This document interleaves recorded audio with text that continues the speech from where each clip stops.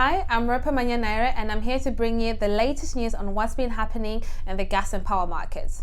Gas and power prices opened the month of September bearish, wind generation was strong, the UK gas system was well supplied and underlying commodities were soft, which all weighed on prices. This was shortly lived after a series of major news headlines which impacted gas and power prices in the second week of September. On Tuesday the 10th of September, EDF announced that it had launched an investigation into 40 components at some of its nuclear reactors in France. At the time of the announcements, the full impact was unknown, which made the market go into panic mode. As a result, energy prices made the highest single-day leap in 5 years. On the same day, the Dutch government also announced that they'll be shutting down Europe's largest gas field, Groningen, by mid-2022, which is 8 years earlier than initially planned. They also said that Groningen gas field will be restricted to 11.8 billion cubic meters of production. This led to a surge in prices across all major European gas hubs. If this wasn't enough for one day, the European Union Court of Justice ruled against Gazprom, a Russian natural gas company, from monopolizing the Opal gas pipeline, which connects from the Nord Stream pipeline into Germany. This means that Gazprom gas exports to Europe will be capped and they would have to be more reliant on sending gas to Europe via Ukraine.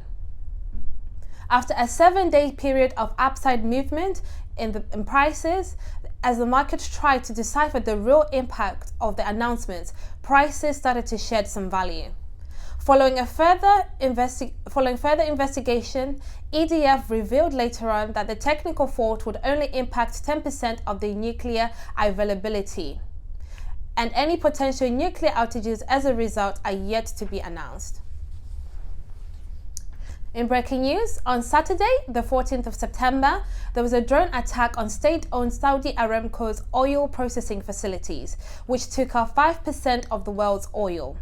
This caused an immediate spike in oil prices, with Brent crude prices rising by 19%. There is speculation that Iran was behind the attacks. However, Iran has since denied any responsibility.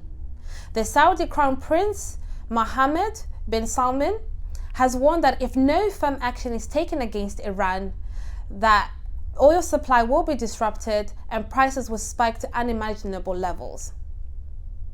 As we head into winter, gas and power prices will be heavily driven by weather and renewable forecasts.